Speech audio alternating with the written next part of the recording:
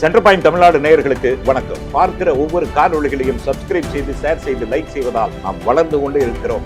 அந்த வளர்ச்சிக்கு காரணம் நீங்கள் மேலும் மேலும் உங்கள் ஆதரவை நாடி இருக்கிறது நமது சென்டர் பாயிண்ட் சேனல். 2026 தமிழ்நாடு சட்டமன்ற தேர்தலை ஒட்டி வெளியான எக்ஸிட் போல்கள் நம்பகத்தன்மை உள்ளதா, நம்பகத்தன்மை அற்றது? 2026 சட்டமன்ற தேர்தலில் பெரும்பான்மைக்கு தேவையான 118 இடங்களை பெற்று ஆட்சி அமைக்கப் போவது யார்? அனைவராலும் எதிர்பார்க்கப்பட்ட தமிழக வெற்றி கழகத்தின் வாக்கு சதவிகிதம் குறைந்தது ஏன், எதன் அடிப்படை? 2026 சட்டமன்ற தேர்தல் எனக்கு தெரிஞ்சு ஏறக்குறைய எந்த தேர்தலையுமே இல்லாத அளவிற்கு பலராலும் கருத்து கணிப்புகள் வெளியிடப்பட்டு இருந்தது. சென்டர் பாயிண்ட் தமிழ்நாடு சேனலும் கருத்துக்களை வெளியிட்டுச்சு. ஆனா எல்லாராலும் எதிர்க்கப்பட்டது 29ஆம் தேதி தேசிய ஊடகங்கள் என்ன கருத்து கணிப்பு சொல்ல போறாங்க அப்படின்னு அவளோடு எதிர்பார்த்திருந்த போது நேத்து தேசிய ஊடகங்கள் 4 மாநிலங்களினுடைய எக்ஸிட் போல வெளியிட்டாங்க. அதுல கேரளாவில் யூடிஎஃப் ஆட்சி அமைக்கும் அப்படின்னும், அஸ்ஸாம்ல பாஜக ஆட்சி அமைக்கும், மேற்கு வங்காளத்துல திரிணாமுல் காங்கிரஸுக்கும் பாஜகவுக்கும் டஃப் ஃபைட் அப்படிங்கிறதும் குறிப்பிடப்பட்டிருந்தது. தமிழ்நாட்டை பொறுத்தளவுக்கு ஆளுகின்ற திராவிட முன்னேற்ற கழக அரசு 145 160 இடங்களை பிடித்து மீண்டும் ஆட்சியை தொடரும் அப்படின்னு தான் கருத்து கணிப்புகளை வெளியிட்டாங்க. கருத்து கணிப்புகளை எந்தெந்த ஊடகங்கள் வெளியிட்டுச்சு அப்படின்னு நம்ம முதல்ல பார்த்துடலாம். பீப்புள் பல்ஸ் அப்படிங்கிற ஒரு ஊடகம், ஒரு நீண்ட விவாதங்கள் நடந்தது. எதன் அடிப்படையில திமுக வெல்லும் அப்படிங்கிற கேள்வியெல்லாம் அவங்க எழுப்பினாங்க. அவங்க எல்லாத்துக்குமான பதில சொல்லிட்டு இறுதியா திமுக கூட்டணி 125 145 இடங்கள் வரை வெல்லும் அப்படிங்கிற கருத்து கணிப்பை எக்ஸிட் போல்ல சொல்லுச்சு. அதே மாதிரி அதிமுக கூட்டணி 65 80 இடங்களை வெல்லும் அப்படின்னு சொல்லியிருந்தது. அதே பீப்புள் பல்ஸ்ங்கிற அந்த சேனல் தமிழக வெற்றி கழகம் 18 24 இடங்களை பிடிக்கும் அப்படின்னு எக்ஸிட் போல்ல சொன்னாங்க. அதுக்கு அடுத்தது ரிபப்ளிக் பி மார்க் என்கிற நிறுவனம் ஏறக்குறைய அதே தான் சொல்லியிருந்தாங்க. திமுக கூட்டணிக்கு ஏறக்குறைய 125 152 இடங்கள் வரை கிடைக்கும். அதிமுகவுக்கு 65 78 இடங்கள் வரை கிடைக்கும். தமிழக வெற்றி கழகத்திற்கு 15 18 இடங்கள் கிடைக்கும் அப்படின்னு ரிபப்ளிக் பி மார்க் என்கிற நிறுவனம் எக்ஸிட் போல்ல சொன்னாங்க. அதே மாதிரி ரிபப்ளிக் சத்தியம் டாங்கின்ஸ்ங்கிற ஒரு நிறுவனம் திமுக கூட்டணிக்கு 125 145 இடங்கள் கிடைக்கும். அதிமுகவுக்கு ஏறக்குறைய 60 72 இடங்கள் கிடைக்கும். தமிழக வெற்றி கழகத்திற்கு 10 12 இடங்கள் கிடைக்கும் அப்படின்னு அந்த நிறுவனம் சொன்னாங்க. அதே மாதிரி ஒன் இந்தியாவை பொறுத்தளவுக்கு ஏறக்குறைய ரிபப்ளிக் மார்க்கும் பீப்புள்ஸ் பல்ஸ் சொன்ன இடங்களே தான் அவங்களும் சொல்றாங்க. ஒன் இந்தியாவை பொறுத்தளவுக்கு திராவிட முன்னேற்ற கழகம் 145 156, ஒன் இந்தியாங்கிற அந்த நிறுவனம் திராவிட முன்னேற்ற கழகம் 146 158 இடங்கள் கிடைக்கும். அதிமுகவுக்கு 65 79 இடங்கள் கிடைக்கும். தமிழக வெற்றி கழகத்திற்கு 12 15 இடங்கள் கிடைக்கும் அப்படின்னு ஒன் இந்தியா நிறுவனம் சொல்லியிருந்தாங்க. அதே மாதிரி நியூஸ் 18 தமிழ்நாடு ஏறக்குறைய தேசிய ஊடகங்கள் சொன்னதை அப்படியே சொல்லியிருந்தாங்க.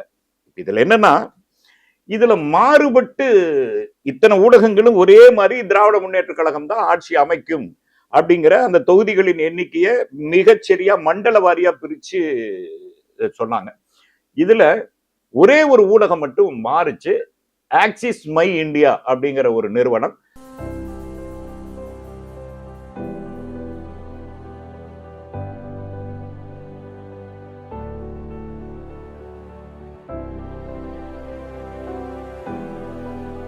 பிரதீப் குப்தா அவர் தான் தமிழக வெற்றி கழகம் ஆட்சி அமைக்கும், திராவிட முன்னேற்ற கழகம் 2வது இடத்துக்கு வரும், 3வது இடத்திற்கு அதிமுக வரும் அப்படின்னு ஒரு தகவலை அவர் சொன்னாரு.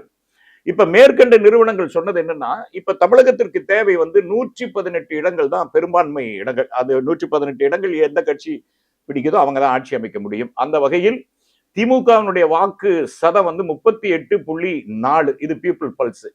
அதிமுக வாக்கு சதம் 31.5 அப்படின்னு கணிச்சிருக்காங்க. அப்ப இந்த ஆக்சிஸ் மை இந்தியா நிறுவனம் மட்டும் எப்படி தாவேக ஆட்சி அமைக்கும்னு சொல்லிச்சு அப்படிங்கிற ஒரு ஆராய்ச்சியில இறங்கினாங்க, கேள்வி கேட்டுக்கிட்டே இருந்தாங்க.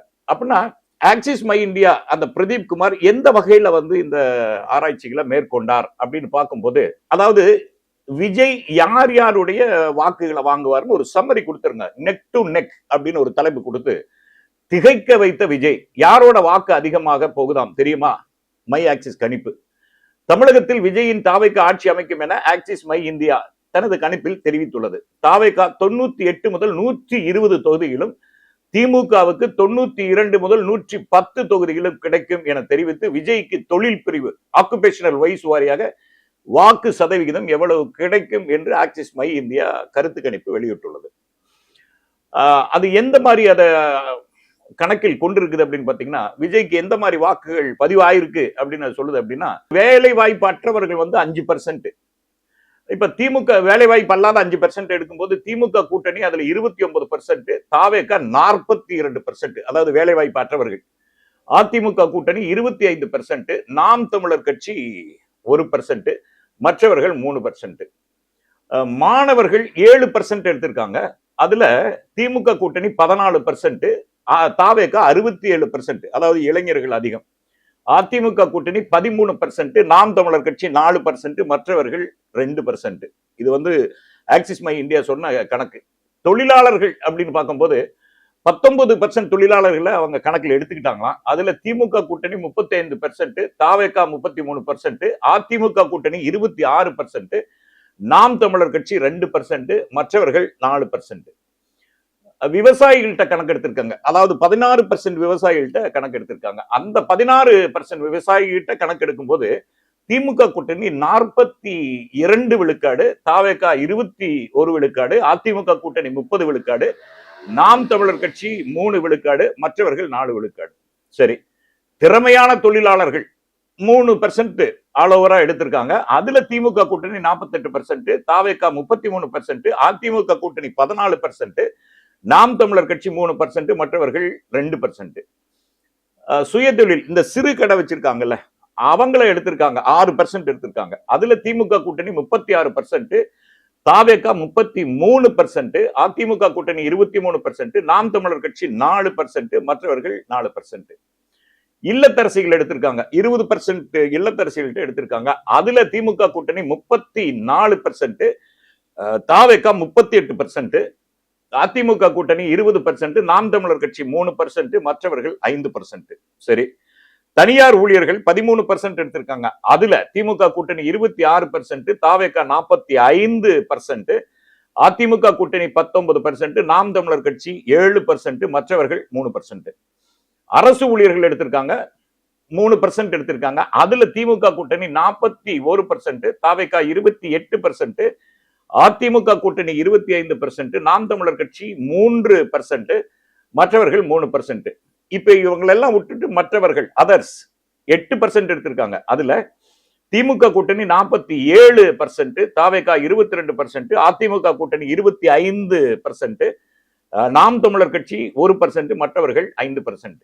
இப்ப மை ஆக்சிஸ் கருத்து கணிப்பு தரவுகளின்படி மாணவர்கள் மத்தியில் விஜய்க்கு பெரும் ஆதரவு உள்ளது. அதாவது முதல் முறை வாக்காளர்களில் பெரும் பிரிவினர் விஜய்யை ஆதரிக்கிறார்கள் என்பதால் மை ஆக்சிஸ் கருத்து கணிப்பு கூறுகிறது. இதன் விவரம்: மாணவர்கள் மத்தியில் தாவேகா 67 விழுக்காடு, வேலை வாய்ப்பு இல்லாதவர்கள் மத்தியில் 42 விழுக்காடு, விவசாயிகள் மத்தியில் திமுக கூட்டணி 42 விழுக்காடு, திறன் தொழிலாளர்களிடையே திமுக கூட்டணி 48 விழுக்காடு, தனியார் ஊழியர்களில் தாவேகா 45 விழுக்காடு, அரசு ஊழியர்களில் திமுக 41 விழுக்காடு. இப்படி my axis India Pradeep Gupta கொடுத்திருக்காரு.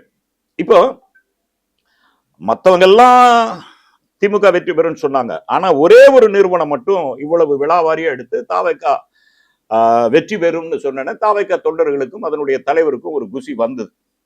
சரி, இவ்வளவு கணிப்ப சொல்றாரு, இவர் யாரு அப்படின்னு நம்ம கொஞ்சம் அவரை பத்தி விளாசிக்கும் போது அந்த பிரதீப் குப்தா கடந்த பாராளுமன்ற தேர்தலில் பிஜேபி 400 இடங்களை பிடித்து பெரும்பான்மையோடு ஆட்சி அமைக்கும் அப்படின்னு கருத்து கணிப்பு கூறினவர் தான் இந்த பிரதீப் குப்தா. இந்த பிரதீப் குப்தா யார் அப்படின்னா, நம்ம ராஜ்நாத் சிங் அமைச்சர் இருக்கார் இல்லையா, அவருக்கு தூரத்து ஏதோ ஒரு அங்க ஒரு கலப்பு திருமணம் நடந்திருக்கு, அதுல ஒரு தூர உறவினர் ராஜ்நாத் சிங். ராஜ்நாத் சிங்கினுடைய தூரத்து உறுப்பினர் இந்த குப்தாவா வராரு நம்ம பார்க்கும்போது. இவரு 400 இடங்களை பிடித்து பாஜக ஆட்சி அமைக்கும்னு சொன்னவரு, கருத்து கணிப்புல சொன்னவரு, பாஜக பாத்தீங்கன்னா பெரும்பான்மையே இல்லாம தான் சந்திரபாபு நாயுடைய ஆதரவுலையும் நிதிஷ்குமாரனுடைய ஆதரவுலையும் தான் ஆட்சியை பிடிச்சது. தேர்தல் முடிஞ்சு அந்த வாக்கு எண்ணிக்கை எல்லாம் முடிஞ்சு ஒரு பேட்டியில கொடுக்கும்போது அவர் குலுங்கி குலுங்கி குலுங்கி குலுங்கி அழுதாரு. எப்படி அழுதாருன்னு பாருங்களேன். The team, it's a partnership, so we got this wrong. Make no mistake about that. But you know, he worked really hard. 4 times he went into this poll, so we thank you for your effort. And you win some and you lose some. He still has a fabulous track record in terms of polling. Now you made him. Oh God. No, but the thing is, listen. You get it all. Here, Pradeep, come on. Here's the thing. Here's the thing.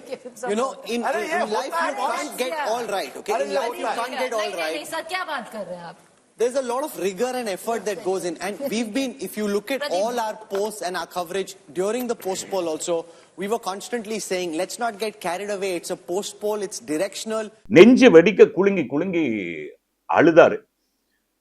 அவன் பக்கத்துல இருக்கிறவங்களே எவ்வளவு சொல்றாங்க, இல்லங்க இது ஒரு கருத்து கணிப்பு தான், அது வந்து பொய்யாகிறது சகஜம் தானே, இதுக்கு போய் இப்படி உடஞ்சு அழுகிறீங்களே அப்படின்னா. அவருக்கு என்னன்னா டோட்டல் இமேஜ் டேமேஜ் ஆயிருச்சு அப்படிங்கிற ஒரு பதவதைப்பு அவருக்கு காரணம்.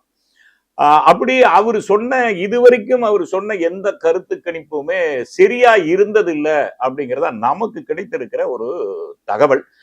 அப்படிப்பட்டவர் தாவேகா ஜெயிச்சிரும் அப்படின்னு சொன்னதுனால தாவேகா தொண்டர்களுக்கும் அதனுடைய தலைவர்களுக்கும் ஒரு சிறு சந்தோஷம். மே 4 வரைக்கும் அந்த சந்தோஷம் இருக்கத்தானே செய்யும். அது எப்படி எனக்கு தோணுச்சு அப்படின்னா, இந்த லாண்டரி டிக்கெட்டை வாங்கிடுவாங்க. லாண்டரி டிக்கெட்டை வாங்கிட்டா அந்த குழுக்கள் வர்ற வரைக்கும் நமக்கு அடிச்சிரும் அப்படிங்கிற ஒரு கனவு இருக்கும் பாத்தீங்களா. ஒரு 10 கோடி அடிச்சுன்னா அங்க வீடு வாங்கணும், அங்க இடம் வாங்கணும், தங்கச்சி கல்யாணம் பண்ணி வைக்கணும், அவங்களுக்கு இவ்வளவு கொடுக்கணும், இந்த பேர் வீடு கட்டணும் அப்படிங்கிற ஒரு கனவு இருக்கும். குழுக்களுங்கும் போதுதான் ஒண்ணுமில்லாம போனோம்னா புஷ்ஷுன்னு ஆயிரும். அது மாதிரி மே 4 வரைக்கும் இது மாதிரியான கனவுகளை காண்பது என்பது அவரவர்களுக்கான உரிமை. அந்த வகையில குப்தா வந்து இந்த 4 நாள் 5 நாட்கள் வந்து தாவேகா தொண்டர்களை குஷிப்படுத்தி இருக்கிறார்.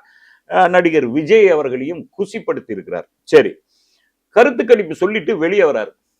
வெளியே வரும்போது பத்திரிகையாளர்கள் கேட்கிறாங்க, என்னங்கய்யா மற்றவங்க எல்லாம் வந்து திராவிட முன்னேற்ற கழகம் தான் ஆட்சியை பிடிக்குன்னு சொன்னாங்க, நீங்க மட்டும் தமிழக வெற்றி கழகம் ஆட்சியை பிடிக்குதுன்னு சொல்றீங்களே, எந்த வகையில நீங்க கணக்கு எடுத்தீங்க அப்படின்னு சொல்லும்போது அதுக்கான பதிலா அவர் என்ன சொல்லியிருக்காரு அப்படின்னா, இல்ல நான் சொன்னேன், ஆனா அவங்க சொல்ற மாதிரி அவ்வளவு கம்மியாலாம் இருக்காது, வேணா ஒரு 60-70 தொகுதி வெற்றி பெற வாய்ப்பு இருக்கு அப்படின்னு கவனிட்டாரு. இது பயங்கர ஷாக் ஆயிடுச்சு. இதுவும் வந்து நியூஸா வந்துருச்சு. ஆக எடுத்த ஸ்டாண்ட்ல பிரதீப் குப்தா என்னைக்குமே நிலையா இருந்ததில்லை அப்படிங்கிறதா நமக்கு கிடைத்த தகவலாக இருக்கிறது. அதே மாதிரி இதே பிரதீப் குப்தா ஒரு 6 வருடங்களுக்கு முன்பாக அவருடைய ஆக்சிஸ் இந்தியா சார்பாக தமிழ்நாட்டில் சாதி வாரியான ஒரு கணக்கெடுப்பு எடுத்து வெளியிட்டார். எப்படி வெளியிட்டார்னா, தமிழ்நாட்டில் மொத்தம் பிராமணர்கள் 9% இருக்காங்களாம், கவுண்டர்கள் 2% இருக்காங்களாம், வன்னியர்கள் 2% இருக்காங்களாம், தேவர்கள் என்று அழைக்கப்படுபவர்கள் 2% இருக்காங்களாம். இப்படின்னு ஒரு கணக்கெடுத்து விட்டாரு. அப்பவே பயங்கர எதிர்ப்பு வந்தது. வன்னியர் சமுதாயத்தை விட, தேவர் சமுதாயத்தை விட, பல்லர் சமுதாயத்தை விட, பறையர் சமுதாயத்தை விட இங்க அதிகமா இருக்கிறது பிராமணர்கள் தான் அப்படிங்கிற ஒரு சர்வேயும் இதே பிரதீப் குப்தா தான் ஒரு 6 வருடங்களுக்கு முன்பாக எடுத்து விட்டிருந்தாரு. அப்பவே அவர் மேல இருக்கிற நம்பகத்தன்மை போயிடுச்சு. அதே மாதிரி இது வரைக்கும் அவர் சொன்ன கருத்து கணிப்புகள்ல எதுவுமே ஒரு உண்மைத்தன்மை இருக்கிற மாதிரி தெரியல. இருந்தாலும் தேசிய ஊடகங்கள் ஒருவேளை காமெடிக்காக அவரை கூப்பிடுறாங்களா என்னமோ தெரியல. சரி, இவ்வளவு தீர்க்கமா சொல்றாரு, இவ்வளவு நிறுவனங்கள் சொல்லும் போது இவர் மாறுபட்ட கருத்தை சொல்றாரு அப்படின்ட்டு எப்படியாவது அந்த நிறுவனத்தை தொடர்பு கொண்டு உண்மையை விசாரிச்சிடணும் அப்படின்னு நாம நேத்துல இருந்து ட்ரை பண்ணதுல ஒரு லீடு கிடைச்சி பிடிச்சி அந்த நிறுவனத்திலேயே பேசணும். ஐயா, எப்படி இந்த மாதிரி ஒரு கருத்து கணிப்பை உங்களால சொல்ல முடிஞ்சது அப்படின்னு கேட்கும்போது நீண்ட இழுவரிக்கு பின் அவர் நம்ம கிட்ட பேசினாரு. அதை சொல்றதுக்கு தான் இந்த காணொலியை சொன்னோம். என்னன்னா, மற்ற நிறுவனங்கள் எல்லாம் உண்மையாகவே இந்த 15-16 நாட்களில் மக்களை சந்தித்து 1-to-1 பார்த்து பேசி தான் அந்த சர்வே எடுத்திருக்காங்க. பீப்புள் பல்ஸ் ஆகட்டும், ஒன் இந்தியாவாகட்டும், ரிபப்ளிக் பி மார்க் ஆகட்டும், இந்த நிறுவனங்கள்லாம் தமிழகத்துல ஊழியர்களை நியமித்து மக்களை சந்தித்து ஒவ்வொரு தொகுதிக்கும் போய் தான் சர்வே எடுத்து அவங்களுடைய அந்த சர்வேவை கொடுத்துதான் அந்த திராவிட முன்னேற்ற கழகம் 145 160 இடங்களை பிடித்து ஆட்சி அமைக்கும், பெரும்பான்மையாக ஆட்சி அமைக்கும்னு கருத்து எக்ஸிட் போல்ல சொன்னாங்க. அப்ப இவங்க எங்க வேலை செஞ்சாங்க, எந்த தொகுதிக்கு போனாங்க, எந்த மக்களை சந்திச்சாங்க அப்படின்னு பார்க்கும்போது அவங்க யாரையும் சந்திக்கல. என்னையா சொல்றீங்க, ஆச்சரியமா இருக்கு. அதுக்கப்புறம் எப்படி எக்ஸிட் போல கொடுக்க முடியும்னு சொன்னா அங்கதான் ட்விஸ்டே இருக்கு. என்ன ட்விஸ்ட்னா, நம்ம ஆதவ் அர்ஜுன் அவர்களின் வாய்ஸ் ஆஃப் காமன் நிறுவனம் இருக்கு இல்லையா, அவங்க இந்த சர்வே எடுத்திருக்காங்க. அவங்க அந்த சர்வே எடுத்து பிரதீப் குப்தா நிறுவனத்திற்கு கொடுத்திருக்காங்க. இவங்க கொடுத்த சர்வேவை தான் பிரதீப் குப்தா படிச்சிருக்காரு, காப்பி பேஸ்ட் பண்ணிருக்காரு. ஆதவ் அர்ஜுன் எடுத்த சர்வே எப்படி இருக்கும், தமிழக வெற்றி கழகம் வெற்றி பெறும் தானே இருக்கும். சோ வாய்ஸ் ஆஃப் காமன் எடுத்த சர்வேவை பிரதீப் குப்தா படித்திருக்கிறாரே ஒழிய பிரதீப் குப்தா தனியாக எந்த சர்வேயும் தமிழ்நாட்டில் எடுக்கவில்லை என்பதுதான் நிஜம். இது அவர்களுடைய அலுவலகத்திலிருந்து கேட்டு பெறப்பட்ட செய்தி. சரி, அதுக்கு பின்னாடி எக்ஸிட் போல் முடியறதுக்கு முன்னாடியே நடிகர் விஜய் அவர்கள் திருச்செந்தூர் கோயிலுக்கு போனாரு, அதுக்கப்புறம் ஷிர்டி கோயிலுக்கு போனாரு, அடுத்தது மெக்கா போகலான்னு ஒரு ஐடியாவில் இருக்கிறதா கேள்விப்பட்டேன். எதுக்காக இந்த இது அப்படின்னா, இப்போ தேர்தலுக்கு முன்னால பாத்தீங்கன்னா அவர் வந்து தேவாலயத்துக்கு போய் முட்டி போட்டு வேண்டுதல் பண்ணாரு, திருச்செந்தூர்ல போய் வேல் தூக்கி வேண்டுதல் முடிச்சிருக்காரு, இப்ப ஷிர்டி பாபா கோயிலுக்கு போயிருக்காரு, அடுத்தது மெக்கா போறதா ஒரு யோசனையில இருக்கிறதா கேள்விப்பட்டேன். அதாவது என்ன சொல்ல வர்றாருன்னா, நான் எல்லா மதத்திற்குமானவன் அப்படிங்கிறத ப்ரூவ் பண்றதுக்காக இப்ப எல்லா கோயிலுக்கும் போயிட்டு இருக்காரு. ஆஸ்தான ஜோதிடர்கள் சொல்லுகிறபடி எல்லாம் அவர் செஞ்சுக்கிட்டு இருக்காரு. செய்யட்டும், வெற்றி பெறுவதற்காக என்ன வேணாலும் செய்யலாம். ஆனா இந்த எக்ஸிட் போலுக்கு முன்னால தாவேகா தொண்டர்களுடைய ஆட்டமும் பாட்டமும் எக்ஸிட் போலுக்கு பின்னால் குறைந்திருக்கிறது தளங்கள்ல பார்க்கும்போது. ஏன்னா அவங்க என்ன நினைச்சிட்டாங்கன்னா, இணையதளம் தான் உலகமே நினைச்சிட்டாங்க, இணையதளம் தான் தேர்தல் களமே நினைச்சிட்டாங்க. அதை தாண்டி ஒரு உலகம் இருக்கு, அதை தாண்டி ஒரு மக்கள் களம் இருக்குங்கிறத தாவேகா தொண்டர்கள் அநேகமா மே 4ஆம் தேதி புரிஞ்சுக்குவாங்கன்னு நினைக்கிறேன். இந்த நேற்று எக்ஸிட் போல் வந்ததுக்கு பிறகு தாவேகா தொண்டர்களுடைய அந்த வேகமும் ஆட்டமும் கொஞ்சம் குறைஞ்சிருக்கிற மாதிரி தான் தோணுது. இந்த நிலையில இன்றைக்கு வேட்பாளர்கள் எல்லாம் பனையூருக்கு அழைத்து ஆலோசனை சொல்லி இருக்கிறார் நடிகர் விஜய் அவர்கள். ஆலோசனை சொல்லட்டும், வாக்கு எண்ணிக்கும் போது சரியா நடந்துக்கணும் அப்படிங்கிறதெல்லாம் சொல்லியிருக்காரு. இதற்கிடையில சிடி நிர்மல்குமார் வந்து கமிஷனரை பார்த்து ஒரு புகார் கொடுத்திருக்காரு. என்ன புகார்னா, இந்த மாதிரி வாக்கு எண்ணிக்கை நடக்கிற இடத்தில் திராவிட முன்னேற்ற கழக தொண்டர்கள் அல்லது திராவிட முன்னேற்ற கழகமே ரவுடித்தனம் பண்றதுக்கான முன்னேற்பாடுகளை பண்ணிட்டு இருக்கிறாங்க அப்படின்னு ஒரு புகார் மனு கொடுத்திருக்காரு. என்னன்னா, தோல்வியினோட பயத்துல என்ன வேணாலும் உளரலாம் இல்லையா. கடந்த தேர்தல் எவ்வளவு அழகா நடந்துச்சு, திமுக வெற்றி பிடிச்ச அந்த மாதிரியே நடந்துச்சு. ஆக தாவேகாவை பொறுத்தவரை எக்ஸிட் போல் வந்ததுக்கு பிறகு தோல்வியின் பயத்தில் உளர ஆரம்பித்திருக்கிறார்கள். அந்த உளரினுடைய ஒரு வடிவம் தான் சிடி நிர்மல்குமார் கமிஷனர் அவர்களிடம் பார்த்து கொடுத்திருக்காங்க. தேர்தல் ஆணையத்தை பொறுத்தவரை மிகச் சரியாக தேர்தலை நடத்தி இருக்கிறது, மிகச் சரியாக வாக்கு எண்ணிக்கையையும் நடத்தும் அப்படிங்கிற நம்பிக்கை மக்களுக்கு இருக்கு. ஒரே ஒரு அச்சம் என்னன்னா, ஒவ்வொரு தொகுதிக்கும் வடமாநிலத்திலிருந்து ஐஏஎஸ் ஆபீஸையும் ஐஏஎஸ் ஆபீஸர் வந்து தேர்தல் அலுவலர்களா நியமிச்சிருக்காங்க. அவங்க எல்லாம் எந்த பின்புலத்திலிருந்து வந்திருக்காங்க, உண்மையாகவே அவர்கள் அதிகாரிகளா அல்லது திராவிட கருத்தியில் இங்கு வெற்றி பெற்று விடக் கூடாது என்று நினைக்கிற RSS பின்புலத்தில் இருந்து வந்த அதிகாரிகளா என்பதை திராவிட முன்னேற்ற கழகமும் அதிமுகவுமே சோதனை பண்ண வேண்டிய அவசியம் இருக்கிறது. வாக்கு எண்ணிக்கையின் போது அதை சரிவரை செய்தால் மக்கள் என்ன வாக்கை செலுத்தினார்களோ, யாருக்கு வாக்கை செலுத்தினார்களோ அவர்கள் வெற்றி பெற்று ஆட்சி அமைப்பார்கள். அந்த வகையில் தமிழகத்தில் மீண்டும் ஸ்டாலின் தொடரட்டும், தமிழ்நாடு வெல்லட்டும் என்கிற முழக்கம் வெற்றி பெறும் வாய்ப்பு 100 விழுக்காடு இருக்கிறது என்பதை இந்த காணொளி வாயிலாக நாம் சொல்ல கடமைப்பட்டிருக்கிறோம். அதே போல ஓய்வு பெற்ற நீதியரசர் சொன்ன ஒரு குறிப்பையும் இந்த நேரத்தில் நாம் கூற வேண்டியது கடமையாக இருக்கிறது. ஏன்னா இந்த தாவேகா தொண்டர்கள் வந்து முதல் தேர்தலை சந்திக்கிறாங்க இல்லையா, அதனால ஒரு கோபமும் கொந்தளிப்பும் ஆவேசமும் எல்லாம் கலந்து ஒரு மிக்சரா இருக்கிறாங்க. ஒருவேளை அவர் சொல்றது அதுதான், ஒருவேளை அவங்களுக்கு வெற்றி என்ன தோல்வினா என்ன அந்த தலைவர்கள் சொல்லி கொடுக்கணும். ஏன்னா அவர்களுக்கு இருக்கிற அந்த ஆவேசம் எந்த முடிவையும் எடுப்பதற்கு அவர்கள் தயாராக இருக்கிறார்கள். ஆகவே அவர்களை வெற்றிக்கும் பழக்குங்கள், தோல்விக்கும் பழக்குங்கள் என்கிற ஒரு அறிவுரையை கூறியிருக்கிறார். அந்த அவர் சொன்ன அறிவுரையில இருக்கிற பிரபலங்கள், திரைப்பிரபலங்கள், விளையாட்டு பிரபலங்கள் வெற்றி தோல்வியை பற்றிய ஒரு காணொளிகளை வெளியிடுங்கள் என்று சொல்லியிருக்கிறார். அவருடைய வேண்டுகோளை ஏற்று சென்டர் பாயிண்ட் தமிழ்நாடு சேனல் தாவேகா தொண்டர்களுக்கு, குறிப்பாக தாவேகா தொண்டர்களுக்கு வெற்றியும் தோல்வியும் வாழ்க்கையில் சகஜம் என்பதை புரிந்து கொண்டு, ஒருவேளை மே 4 அன்று நீங்கள் ஆவலோடு எதிர்பார்த்திருக்கிற வெற்றி கிடைக்கவில்லை என்றாலும் அதை சகஜமாக எடுத்துக்கொண்டு, வெற்றியும் தோல்வியும் வாழ்க்கையில் சகஜம் என்பதை புரிந்து கொண்டு மேலும் மேலும் உங்கள் அரசியல் பயணத்தை தொடருங்கள். வீராவேசமாக, ஆவேசமாக, கொந்தளிப்பாக எந்த முடிவையும், தவறான முடிவையும் எடுத்து விடாதீர்கள் என்று சென்டர் பாயிண்ட் தமிழ்நாடு நேயர்கள் சார்பாக கேட்டுக்கொள்கிறோம். மீண்டும் ஆட்சியை பிடிக்கும் திராவிட முன்னேற்ற கழகத்திற்கு சென்டர் பாயிண்ட் தமிழ்நாடு சேனல் சார்பாக வாழ்த்துக்களையும் பாராட்டுகளையும் தெரிவித்துக் கொள்கிறேன். நன்றி. நடுநிலை தவறாத சென்டர் பாயிண்ட்.